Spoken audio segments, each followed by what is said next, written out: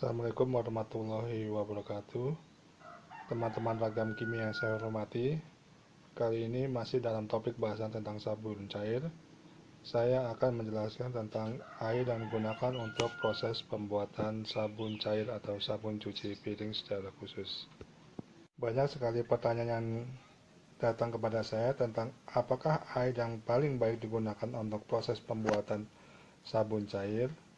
Ini sebagai ilustrasi saja, apakah dia air pump atau air sumur atau bisa juga air reverse osmosis atau air isi ulang. Ada juga yang menggunakan air hujan, bahkan ada juga yang menggunakan air yang berasal dari tetesan AC.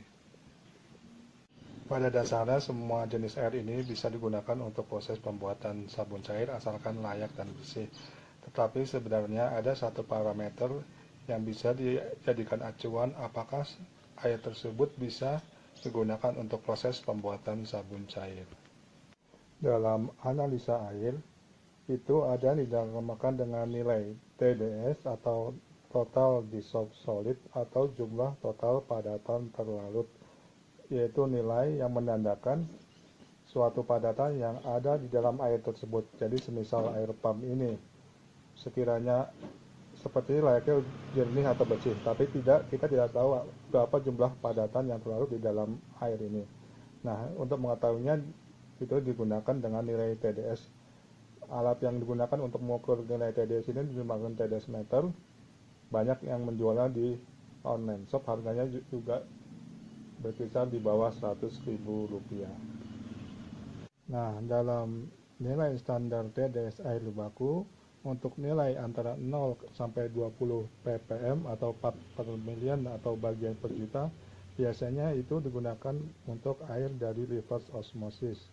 Sedangkan antara 20 sampai 140 ppm itu biasa digunakan untuk air minum. Antara 140 sampai 500 ppm itu misalnya untuk air mineral anorganik, ini masih layak untuk diminum. Sedangkan di atas 500 ppm adalah air yang tidak layak untuk diminum. Sekarang kalau untuk pembuatan proses sabun cair, di manakah nilai yang digunakan yang baik agar sabun cair itu bersih dan jernih? Karena untuk sabun cair itu kita tidak boleh ada mineral anorganik, karena mineral dari logam-logam anorganik ini mengganggu suatu sabun cair itu bisa bersih atau jernih.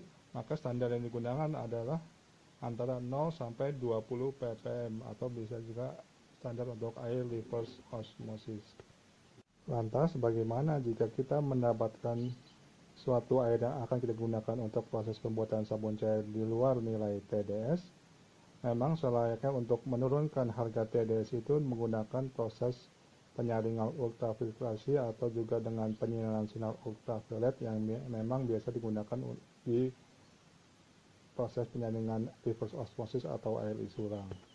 Tetapi mungkin tidak semua daerah ada proses penyaringan ultrafiltrasi, maka cara yang paling mudah adalah asalkan air tersebut bersih dan jernih dan layak untuk diminum, maka untuk menurunkan nilai TDS dengan cara mendidihkan air tersebut hingga mendidih, kemudian didinginkan. Nah, proses pendidihan air itu dapat menurunkan nilai kesadaran air atau jumlah ion karbonat yang terdapat dalam air, otomatis juga dapat meningkatkan efisiensi air yang digunakan sebagai sabun cair. Mungkin demikian bahasan kita kali ini tentang air yang digunakan untuk proses pembuatan sabun cair. Bila ada yang kurang jelas atau ingin bertanya, silahkan tulis di kolom komentar. Mudah-mudahan video ini bermanfaat bagi kita semua.